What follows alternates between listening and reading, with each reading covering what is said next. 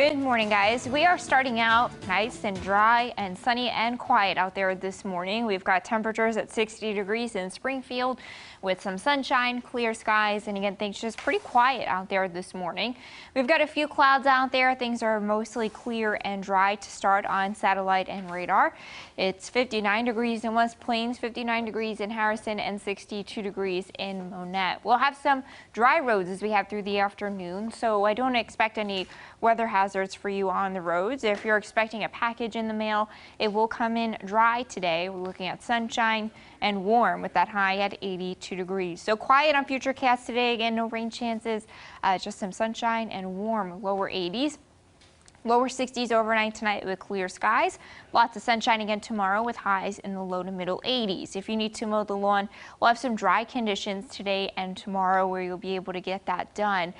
So some good mowing conditions for today and tomorrow. By Wednesday and Thursday, some storm chances return, so you'll just have to watch out for some lightning there. So here's your 3-day forecast. Beautiful today and tomorrow. Tomorrow might even be a little bit warmer. A couple of showers and storms will be possible by Wednesday and Thursday as our dry pattern breaks up a little bit, but it does look pretty spotty. Temperatures stay way above average through the week in the middle and upper 80s. Our average is about 79 degrees, so we're looking at temperatures trending about 5 to 10 degrees above average for the first week of June. Nice again today and tomorrow. A couple of showers and storms Wednesday and Thursday, and then pretty summery as we wrap up the week. Jen, Joe. All right, Sunday was the third day of demonstrators gathering in Springfield in response to the death of George Floyd. Crowds were at Battlefield Road and Glenstone. Overall, it was a peaceful and organized protest with just a few incidents, according to the Springfield police.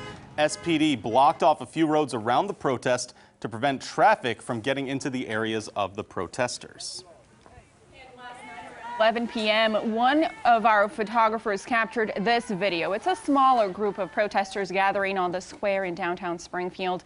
SPD blocked off the square and kept an eye on things. There were no reports of any incidents there.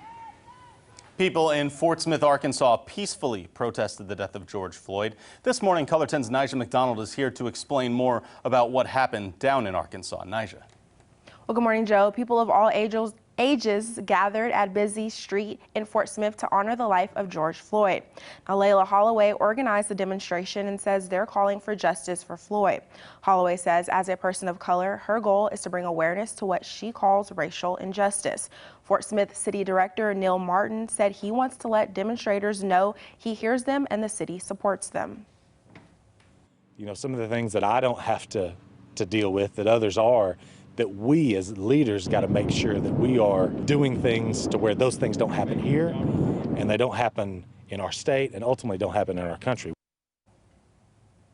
Well, Fort Smith police say the demonstration ended peacefully with no one getting hurt. Nyjah, thank you. News from around the nation now. Protests in Minneapolis were much more peaceful and less violent overnight and into this morning. Demonstrators gathered at the intersection where Floyd encountered police to remember him. The idea was to keep things peaceful and keep the focus on George Floyd and not the violence. The Minneapolis police chief also took a knee at the site and acknowledged the police need to do better. Community members need to know that the men and women that put this badge on, that they are doing so in service to them, and they should not have to doubt. They should not have to doubt the integrity and if they're going to be treated in a compassionate and professional way. The police chief also saying that all 4 officers in the video during Floyd's death bear the same responsibility. One person has been shot and killed by law enforcement in Kentucky as police officers and the National Guard were breaking up a group of protesters that happened overnight. Police say one person fired a shot at officers and police and the National Guard then returned fire. It's unclear if the person killed fired at those officers or not, but police say they have several persons of interest who are currently being interviewed because of this. More than 1,000 demonstrators went to the White House yesterday afternoon. They gathered at Lafayette Park as they faced police in riot gear behind barricades. Officers deployed several apparent flashbangs in an attempt to scatter the crowd. Several people were detained outside Los Angeles City Hall overnight, too. Earlier in the day, Sunday, hundreds of demonstrators held a rally and moment of silence for that. Protests around the building were peaceful through the day. As night came on and the 6 p.m. curfew set in, the LAPD gave warnings telling people that if they did not leave, they would be arrested. Still no word yet on how many people were taken into custody. In Tennessee's Music City, volunteers are trying to turn the sounds of protest into generous cleanup to defend what they call home. Citizens were seen picking up rubber gloves, nail polish remover, cleaning rags, and applying elbow grease to remove spray paint and other markings on buildings damaged by protesters. Some of the volunteers also praying with and for local police. Because there's transformation coming to our city, and that is going to start with us coming together as a family and as a unit. And that's what we're about. That's what the protest is about. At least 28 people were arrested and 30 buildings damaged in Nashville during the unrest. Got some news happening from around the world for you. Protests honoring the life of George Floyd have gone international. Thousands of people chanted Black Lives Matter as they walked through central Auckland, New Zealand. That was this morning. In Wellington, hundreds marched from the Parliament building to the U.S. Embassy, where they stood outside the gate chanting in solidarity. A quick look around the Ozarks now. Beginning today, the West Plains School District's bus stop meal service will change to grab-and-go pickup only. Meals will be distributed from 1 hour from 10:30 a.m. to 11:30. This will happen Monday through Thursday with double meals on Thursday. The meal service is open to all children 18 years of age and under. Check out our website, ozarksfirst.com, to find distribution locations. And got some more local news for you. You could be seeing more outdoor dining in Springfield. City Council members will vote on 2 bills that could allow for more social distancing today. One would allow restaurants to use parking lots as outdoor dining space. Another bill would waive the application fees downtown and on Commercial Street for sidewalk cafes through November 30th. You can find out how to comment on the bills or speak at the meeting if you go to ozarksfirst.com and find our preview. Tomorrow, municipal elections will be held, and here are some of the big issues to be voted on. Voters in Ozark will vote on a $26.5 million bond issue for the school district.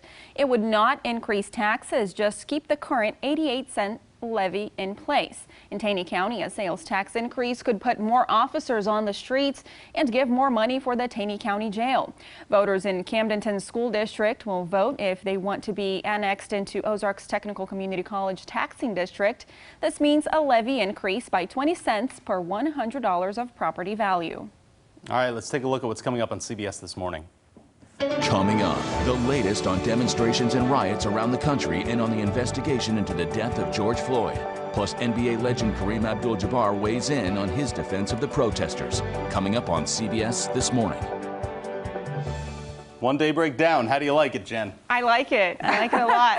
Are you lying? It's just getting used to the show and the flow. It's very different than what I have been doing. So I'm learning. You guys have been so patient, especially Joe, teaching me the ways and how to do things. She's been such a good student, writing things down. Joe was like, go here, go here. She's like, okay, I got it. She's doing great. She's doing so great. I have a lot to learn. I'm trying to listen. It was a lot of fun, right? And now you can go home early and get on the grill, right? Yeah, we're looking at temperatures at 82 degrees today, so really nice to get out and enjoy. All right, everyone, thank you so much for starting your week with us here on Daybreak.